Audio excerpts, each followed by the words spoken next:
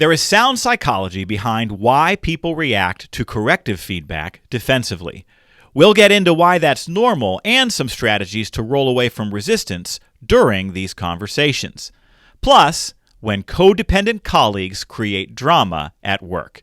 We're starting right now on BossBetter Now.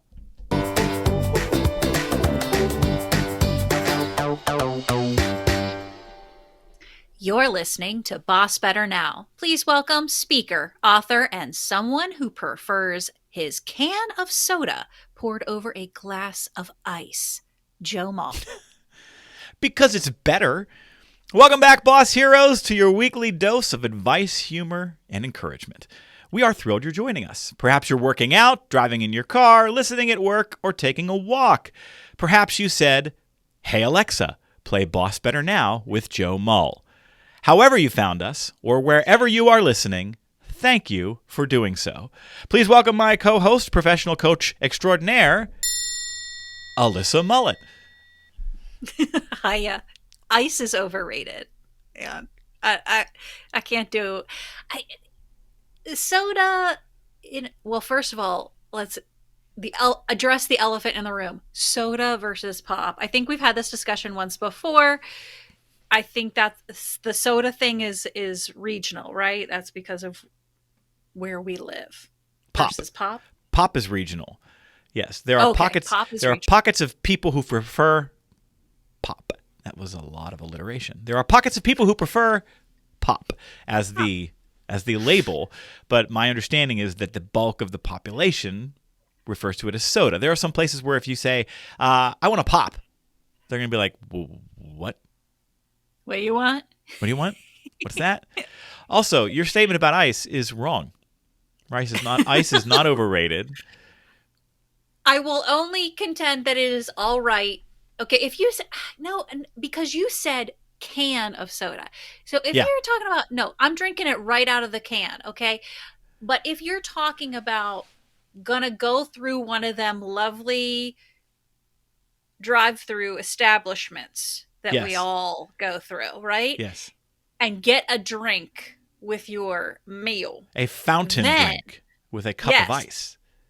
Yes. Then I can absolutely go for the ice in my Dr. Pepper. Interesting. It's gonna be a Dr. Pepper. Yeah. So if you're at home, you're grabbing the can and eliminating the middleman. But if you're given a choice between a can of Dr. Pepper or Dr. Pepper from the drive-thru with ice in it, that's better? Is that what you're saying? I don't know if it's better. It's just I will deal with it. I mean, it is. You should just agree with me, and then we'll rest our case. I mean, come on. Sometimes I don't have it in me to fight you. Let me give you a 10-minute scientific presentation for why I'm right. By the way, this is exactly what it's like to be married to me. I'm sorry, Jess. Me too, Jess. God bless you.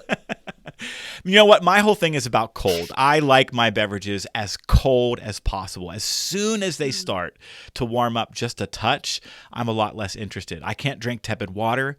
I need ice for days. But I can drink a ton of water if it's like I want to damage the roof of my mouth. That's how cold it is.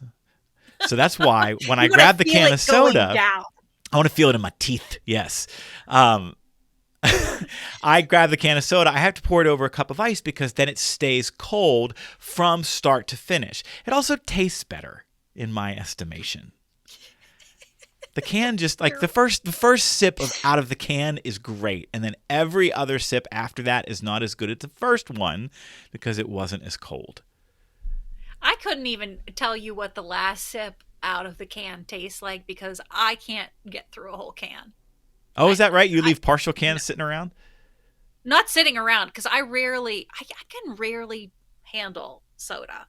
Like I just the carbonation in my system feels like it's on fire. If you added ice to that to try to extinguish that fire, it would not. It's like fire and ice meeting. It'd be like fireworks constantly going off in my heartburn of an esophagus. It would just no. Got it. All right. Well, you are definitely, boss heroes who are listening, a hero for enduring that 5-minute conversation about soda and ice. Thanks for hanging in there. Right. Well, this week, Alyssa, we're going to talk about overcoming defensiveness and feedback. This is something that we do a lot of training around this in my business and helping people get better at those kinds of conversations. And we end up spending a lot of time strategizing and learning about the best ways to roll away from resistance and to help folks who are in leadership roles when they have to give someone feedback and the response that they get ain't great, right? When people get defensive or there's resistance. And there are a couple of different angles that I thought we could take with this. Is there a particular area where you would like to start? Well, I guess I wanted to understand first, like, why do you think that some people get so defensive about receiving feedback? What is it innately, or what is the constructs under which that kind of behavior explodes? Yeah. Well, certainly I think it's tied to people's maturity and emotional intelligence. I mean, there are some folks who, when you sit across from them and you give them feedback, they say, thank you. They say, okay, I'll work on that. And you're like, oh, that wasn't as stressful as I thought it was going to be. I wish everybody was like you. Right? We love those people. Those people are the best people to have like reporting to you. But for the bulk of people, it never feels good to be told you're not perfect. If anyone has seen my No More Team Drama keynote or read that book, I talk about some social science research into something called the Illusory Superiority bias, which is that we all tend to overestimate our own capacity, capabilities, talents, and skills. One way to think about it is that your brain takes a shortcut, which is to assume that you're a really good person doing the best you can most of the time. And that's actually not true. We are not always operating at the optimal level and doing the best we can at all times. And so it is human nature, I think, when we hear someone tell us, I need you to do this differently, or I need you to do this better, or how you handled this wasn't ideal. It's completely normal for that person to need a moment to take an inventory of that. And for that first blush, that fast thinking system that our brains operate under, which is kind of that reptilian brain, which is entirely emotional, to say, ooh, I don't like this. What are you talking about? And to want to push back against it. And so I think for people listening, anticipate it. It's predictable. People don't like hearing that. It's icky. And know that doesn't mean they're not open to your feedback. It doesn't make them a bad person. It's just human nature that we get that response from some folks. It's interesting because I'm kind of like, oh, well, for me, that's whenever I can envision the dance between the anger and defensiveness and the tears. Because sometimes the two, again, it's a collision of emotion, because you're talking about the reptilian brain that's going on in my body. And so sometimes the anger comes out as tears. And I wonder how common that is too. Because again, it's a function of emotional, the emotion that is going into that moment. And this is why a lot of leaders use what has been affectionately referred to in recent years as the shit sandwich. Have you forgive my, I feel like I should beep this, make it PG, but you know what I'm talking about, right? You do this one thing really great and you're terrible at this, but here's another thing you do really great, right? You try to sandwich the corrective feedback in between two great things, and you know, it doesn't work. People, they know what you're trying to do, and it feels condescending, and it still tastes like crap. That's exactly right. We're actually much more effective when we sit across from the person and we just talk about the thing in the middle. I mean, and it's okay if you say, hey, you do a lot of things well, but this is one thing I need you to work on. And here's what it is. So what do we do in those circumstances where we're getting that defensiveness from the person that's sitting across where we're getting all of that resistance? What do we do? What can we do? Is there anything we can do? Well, we've got to leave a little bit of space for it. That's what I mean when I say it's predictable and we know that it's coming. If we want to go right from here's the feedback to here's what I want you to do differently and why are you resisting me? Like, then that is going to be an uncomfortable conversation. It's not going to go well. We have to kind of leave a little bit of space for that resistance. And sometimes we can leave space for that by just telling folks, Here are the specific details of what I'm asking you to change. Here's why I'm asking you to change it. And then asking an open-ended question where we say, what are your thoughts? And we give people kind of the little bit of time and space to kind of cook on that. But I also brought a clip today, Alyssa, that I'm going to play because I want to get into some of the psychology behind this and around a specific strategy for rolling away from resistance. Many folks listening know that we run a BossBetter Leadership Academy. We have companies from across the country that subscribe, and every month their managers, all the leaders in their organization, get a monthly piece of learning content. And sometimes that's a micro on-demand video from me, a micro course. Some months that's a longer form, deeper dive workshop.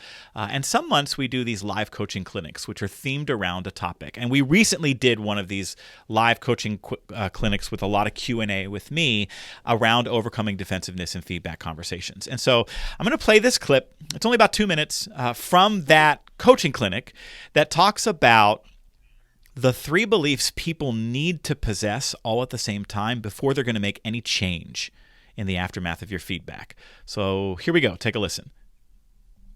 What we know is that change doesn't happen all at once. People move through change in stages. And we have so much limited time today that I'm not going to get into the depths of what the stages of change are. What's more important for you to understand is that people move through stages of change only when they possess 3 specific beliefs and hold them all simultaneously.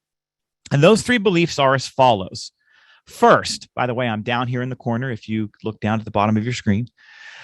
First, people must believe there is a benefit to making the change. They get something positive out of it.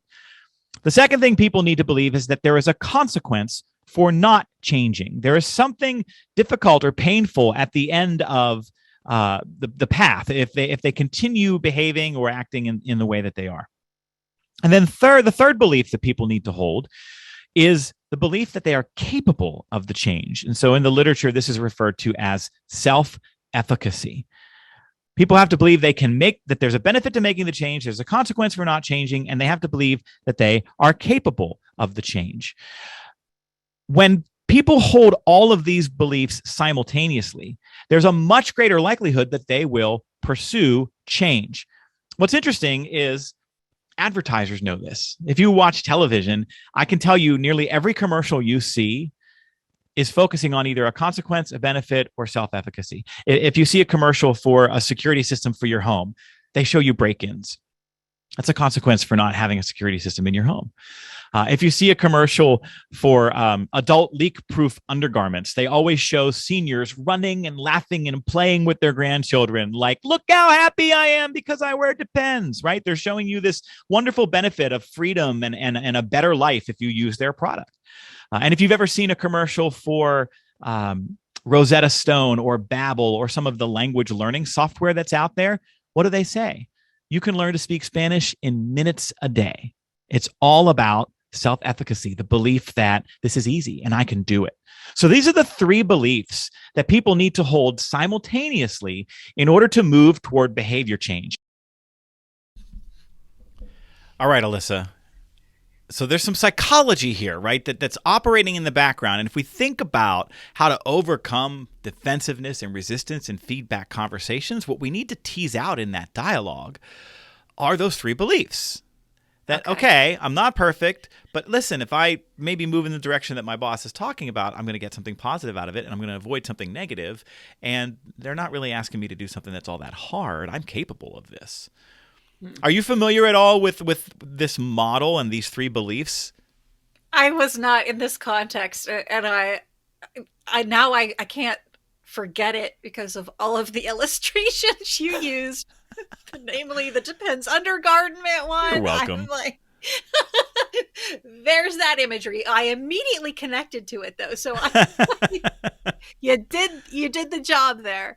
But this is excellent. Always again, like helping to understand and shape in very tactical terms. And I think the premise, what appeals to me is that we're leaving the room with the expectation of they're going to be human. They're going to react this way. And we're going to allow and not try to judge them for being freaking human and having this kind of resistance or this defensiveness, because the reality is we have all done it. We all do it in some way or fashion. I don't even know, like at this stage in my life, and I consider myself pretty self-aware and, aggressive in my ability to tune into what it is I'm doing and how I'm doing it, all of that kind of great stuff. But there is no amount of time where I can think myself of positively receiving and with no judgment whatsoever of myself or the other person when receiving feedback or criticism of it's not some realistic. sort. Yeah. So this is a great strategy and tactic, with the premise of leaving this room for this person to react in this context, because that's human nature. And here's the beautiful other side of that, which is that if you get an objection, if you get resistance, Boss Heroes, I'm going to let you in on a secret. You don't always need to address it. You don't need to debunk it. You don't need to talk them out of it. We have so many folks who are in feedback conversations and think that the point of them is to convince the person that you're right or to get them to agree with you. It's not. The purpose of the conversation is to try to move them even incrementally closer to the better version of themselves that you're trying to coach them toward or give them feedback toward, right? If you have somebody who's chronically late, you're trying to get them to be less late, right? If you have somebody who's having problematic interactions with customers, you don't need them to agree with you. You don't need them to be right. You need them to have better interactions with customers. And so stop trying to make your case, and let's take a couple more evidence-based approaches to the feedback. And that's the other part of this that I'm going to share is when you get an objection, the best way to move toward that change isn't to try and debunk the objection. It's to actually roll away from it and roll toward one of these three beliefs. And so that is my biggest recommendation for leaders, which is when you get an objection, roll away from resistance. Instead, respond by asking an open-ended question that asks the person to consider consequences, benefits, or that self-efficacy. And so let me take you through what I think this sounds like, okay? So we've all given feedback to an employee and had them say, well, hold on a second. Why aren't you talking to Mary about this too? She's always interrupting people at the meetings. Why are you talking to me about interrupting at the meetings? Mary does it too. Now, sometimes we do that parent thing, right? We're like, well, we're not talking about Mary right now. We're talking about you. And that's just as experienced as condescending. What I might suggest you do instead is this. You say, okay, but what do you think your actions are costing you at the meeting? How might you be making your life harder? If you notice what I did there, I rolled away from her objection about Mary, and maybe we should be talking about Mary. And it sounded like I acknowledged it. I just said, okay. And then I pivoted to an open-ended question to try to draw out some consequences. So if I'm trying to talk to somebody who's constantly interrupting at meetings, I want them to start thinking about what that's costing them to constantly be interrupting at meetings. And some people may give you an answer and say, well, I guess if I'm constantly interrupting, then the whole conversation can't unfold. Or if they dismiss it, you might be able to fill in the gaps and say, have you noticed what happens when you speak up at meetings? There's kind of some eye rolling that takes place among your peers, and the meetings end up going longer, right? And so you can kind of talk about what that's costing them. Let's do another one. If you have an employee who objects to your feedback and says, well, I don't understand why you're making a whole thing out of this. Nobody's ever brought this up before. Right? Have you ever heard that from someone, Alyssa? Oh, yeah. Just because I'm one of the few doesn't mean I haven't been one of the many. Right. And so sometimes we might not know what to say. And so here again, let's embrace our strategy, which is just let's roll away from that objection. And let's ask an open-ended question that draws out either consequences, benefits, or self-efficacy. So if this person says, why are you making a big deal out of this? No one's ever talked to me about it before. I might just pause and then say, you know what, Alyssa, would you describe for me what your mornings at work would be like if you weren't rushing in late so often? How would that improve your day? And now we've completely moved away from your objection. I didn't have to agree with it or disagree with it or debunk it. I'm in total control of this conversation. My goal is to shine a light on the consequences of not changing, the benefits to you, not even to me. I don't want to focus on what I get out of it. I want to focus on what you get out of it. Yeah. And then I want to find a way to shine a light on your capacity to make this change, that it's really not that involved. So, if you give someone feedback and they say, well, I don't think I can do that. That's just too hard. Or this is just the way I am. Have you had that conversation with someone? Well, listen, this is how God made me, and God don't make mistakes. So you're just going to have to take me for how I am and who I am, warts and all. Yeah. Have you been in that conversation? Hallelujah. Amen. Yes. And so, again, let's go back to our core strategy. Roll away from the resistance. Ask an open-ended question that draws out consequences, benefits, or self-efficacy. So I might say something like this.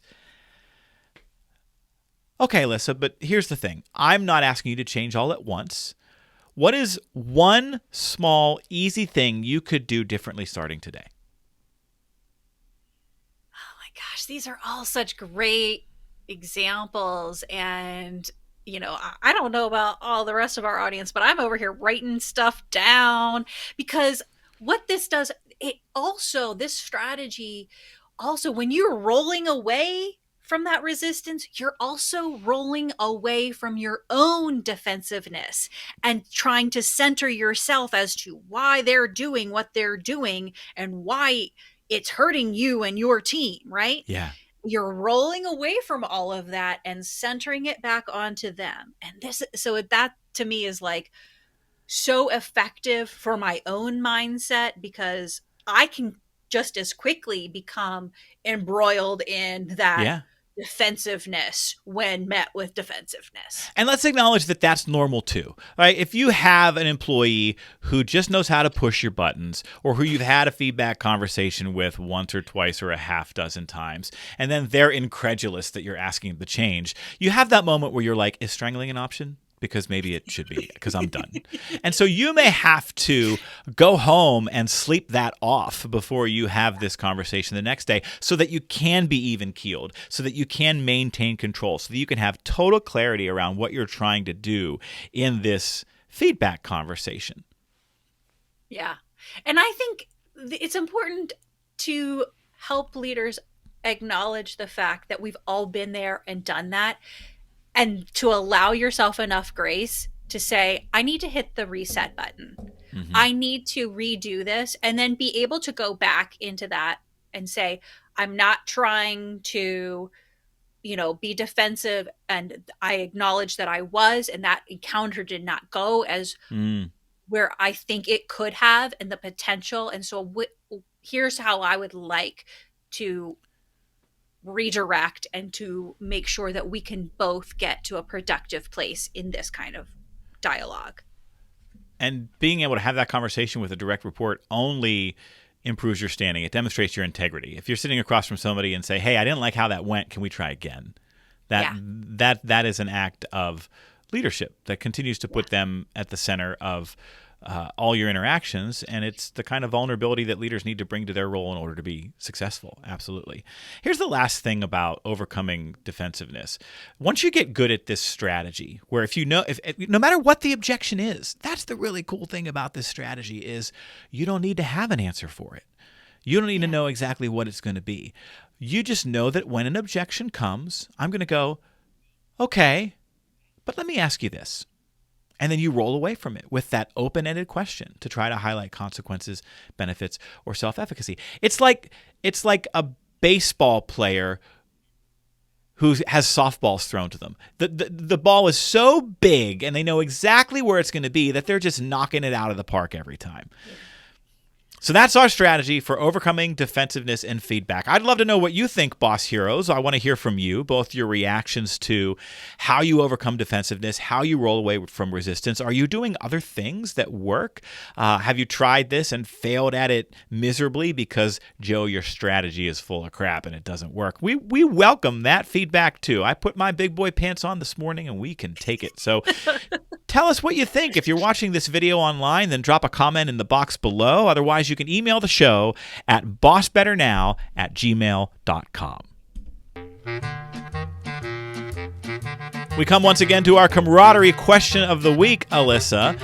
Bosses build camaraderie on teams by making it easier for people to find things in common with each other. That's why every week we give you a question you can use at meetings to facilitate connection and build camaraderie. So I'm wondering this. How do you get yourself out of work slumps?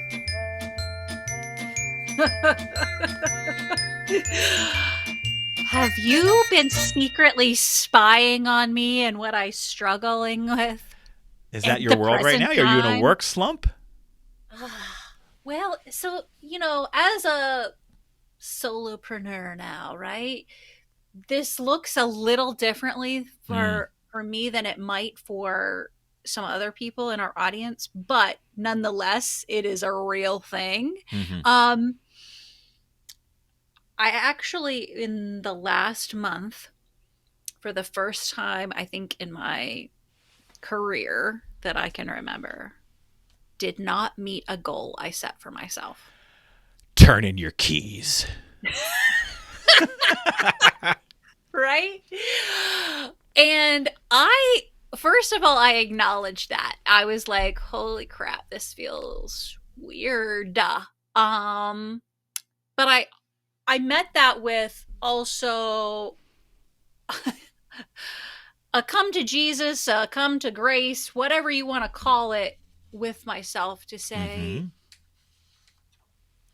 we have had a heck of a long period of time, whatever that has included for you. Okay.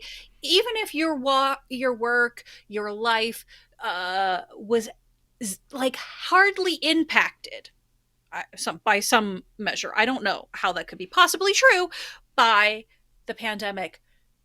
There have been emotional consequences for us all from this pandemic. And for me, that means even though I now have more time on my hands because my son is now in in-person school, the burnout and exhaustion that I feel emotionally and mentally has absolutely impacted my motivation to do specifically a writing project.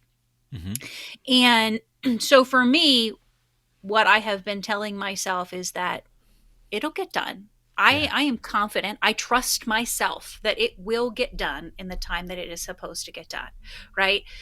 But that timing is not what I initially envisioned. And so now it has become more of my mantra to say, I'm not going to try to seek motivation. Rather, I'm going to build momentum. And momentum for me means literally, even if it's 5 minutes a day, I will devote to that thing. I am going to do the 5 minutes. And then, hey, if I work, if it's like not going too horribly and I feel like I can give it 10 more, then I give it 10 more. And so that's my process of trying to move towards momentum over motivation specifically. Boy, it's such a great point. That speaks to me, and that's how I approach exercise. Or just activity. I know that exercise is kind of a form of therapy for me. It keeps me mentally healthy in addition to obviously getting all of the physical benefits. And when I get into exercise slumps, that's what I have to tell myself. Your goal is not to exercise. Your goal is to go into the basement. That's it. Just go down there. Just go down there and start, right? That's where the weights are and that's where the treadmill is. Just go. And Even if you only stay for 5 minutes, you did it. Check the box. If you go down there, you do 3 push-ups and you're like, this sucks, I hate this, I'm leaving. Okay, but you know what? You did it. But it usually doesn't work out that way. I usually end up down there a little bit longer and I get something great out of it. So that's a point really well taken about momentum. And I think that kind of aligns with what I try to do to get myself out of work slumps.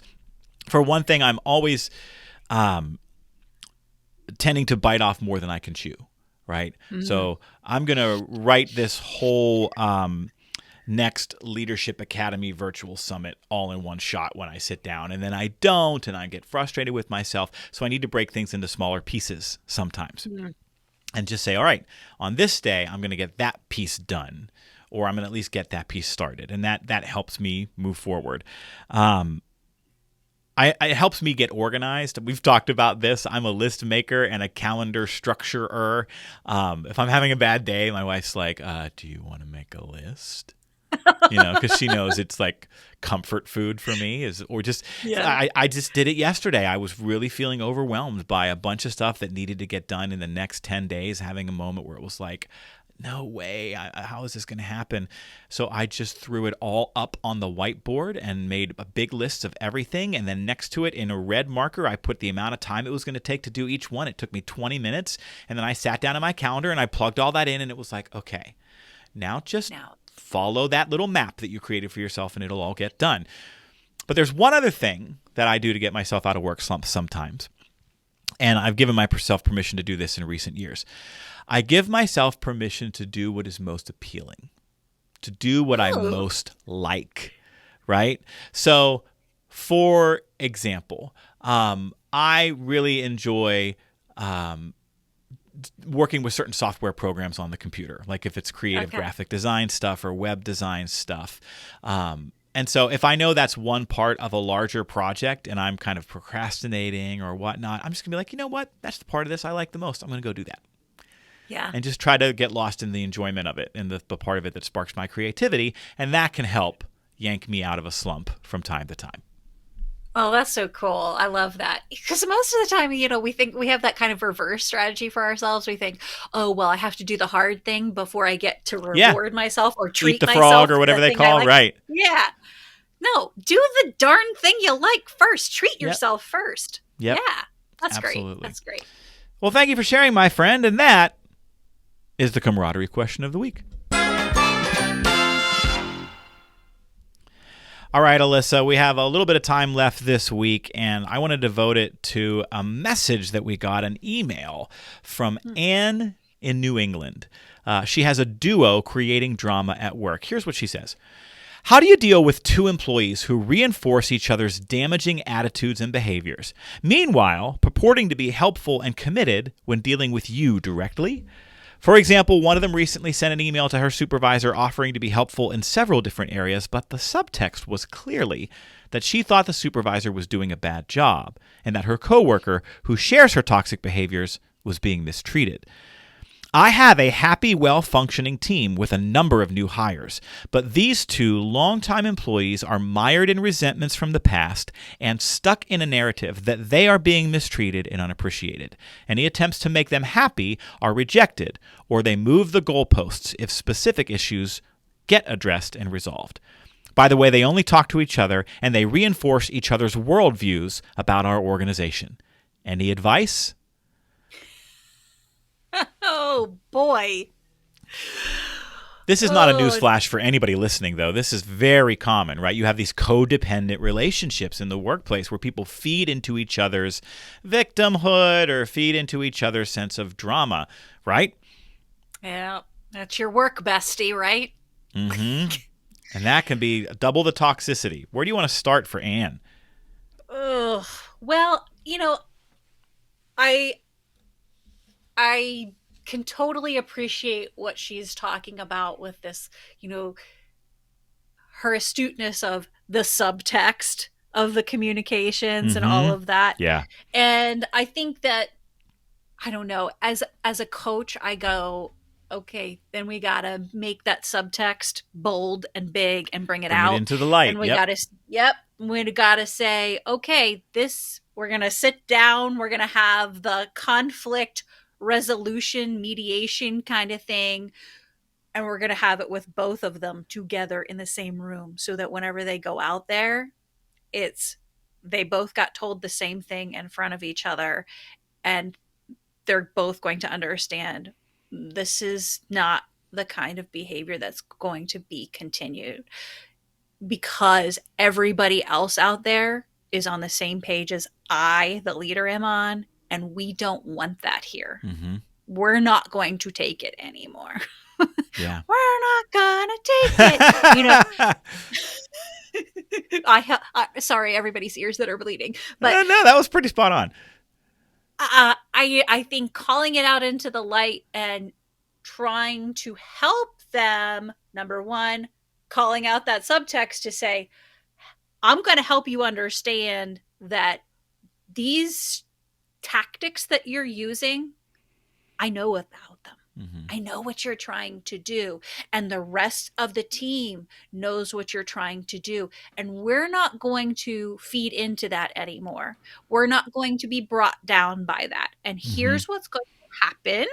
Here are the consequences if this behavior continues. And making sure that they both see and feel that there isn't going to be room anymore for them to do that. Change is the only acceptable pathway forward. Right. Change or out the door. Mm-hmm. So you wrote a book on this, Joe. I think you might have a few things. A little bit. I mean, I think the most important phrase in the entire email is stuck in a narrative. They're stuck. They have mired in the past. They have long-term resentments. They're stuck. So the chances of actual change happening here are pretty unlikely. Right? Yeah. Let's call a spade a spade.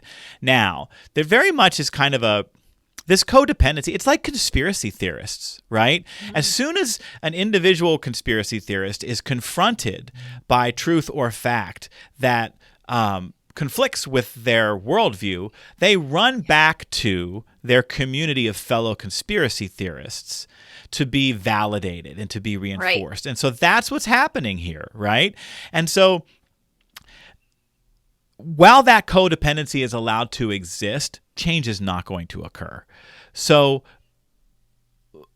can we pull a weed? Can we remove one person from the organization? Maybe not. Where so many people are facing staffing shortages, or maybe the behavior isn't worthy of termination at this point.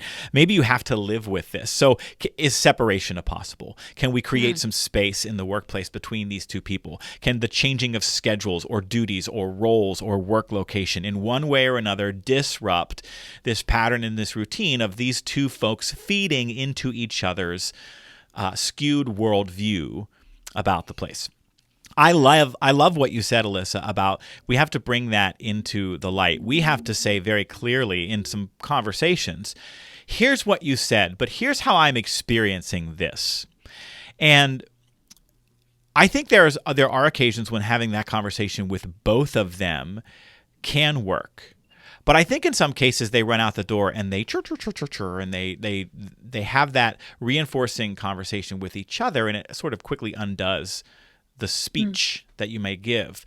I think that there are times when it's more effective to have the conversation one-on-one, because then that person can't hide. Right? Then that person is experiencing the consequence of my relationship with this other person one-on-one with me. Right?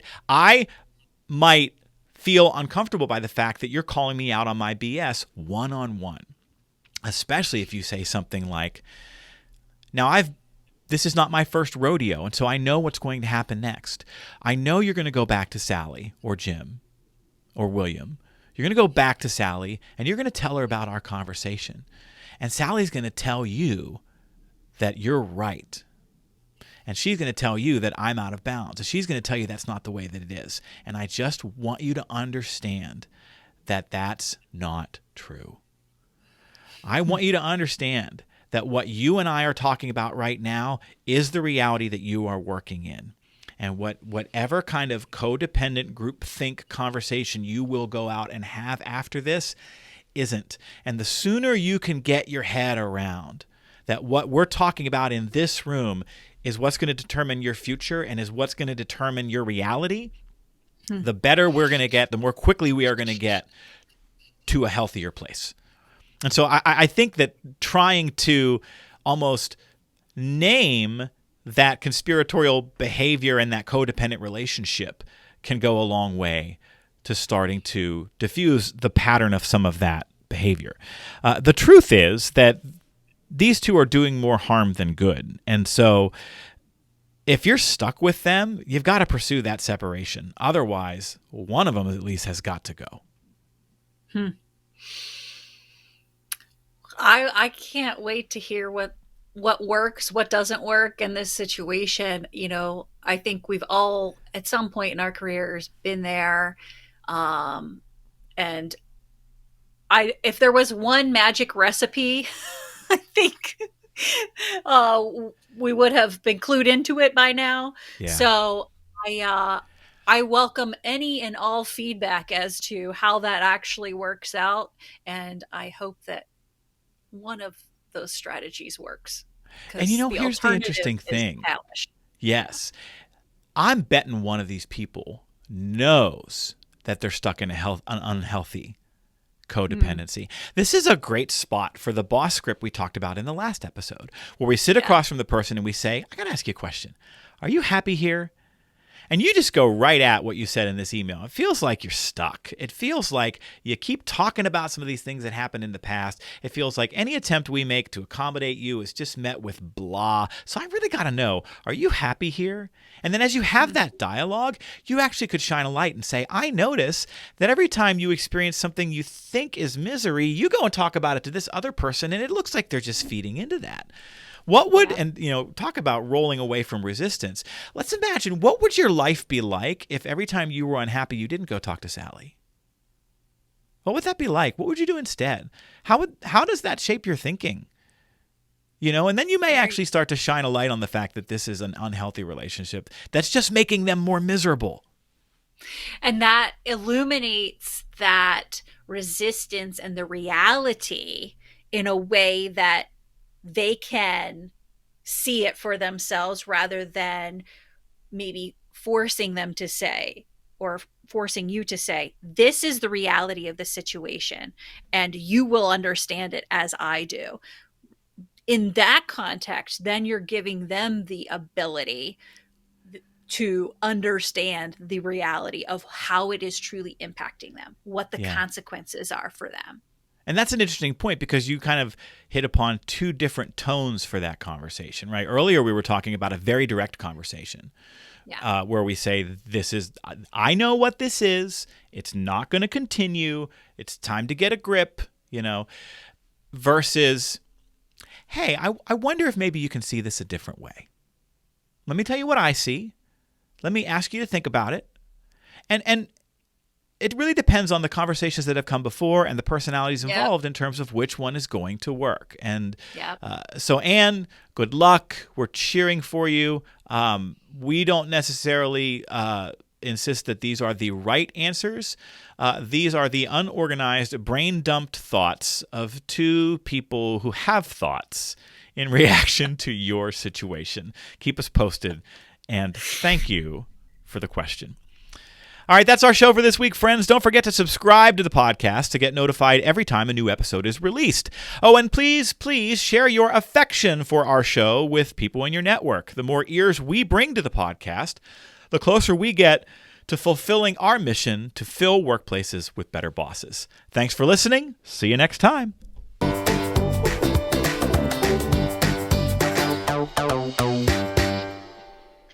This show is sponsored by Joe Mull and Associates. Remember, commitment comes from better bosses. Visit joemull.com today.